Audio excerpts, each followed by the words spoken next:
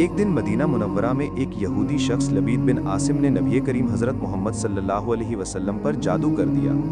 इस जादू के असर से आप सल्लल्लाहु अलैहि वसल्लम को कुछ दिनों तक थकन और कमज़ोरी महसूस होती रही। कभी ऐसा लगता कि आप सल्लल्लाहु अलैहि वसल्लम ने कोई काम किया है, हालांकि हकीकत में वो काम नहीं हुआ होता था। फिर एक दिन दो फरिश्ते आप सल्लल्लाहु अलैहि वसल्लम के पास आए।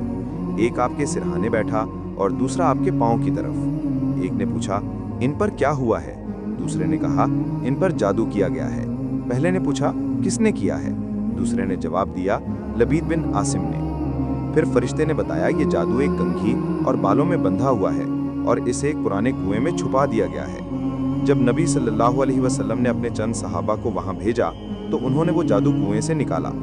जब गिरह खोली गई तो जादू का असर खत्म होता गया। इसी वक्त अल्लाह ताला ने सूरतुल फलक और सूरतुन नास नाजिल फरमाई ताकि नबी सल्लल्लाहु अलैहि वसल्लम और उम्मत मुस्लिमा हर जादू, हसद और बुराई से महफूज रहें। और जब ये सूरतें पढ़ी गईं तो नबी सल्लल्लाहु अलैहि वसल्लम बिल्कुल तंदुरुस्त और खुश हो गए।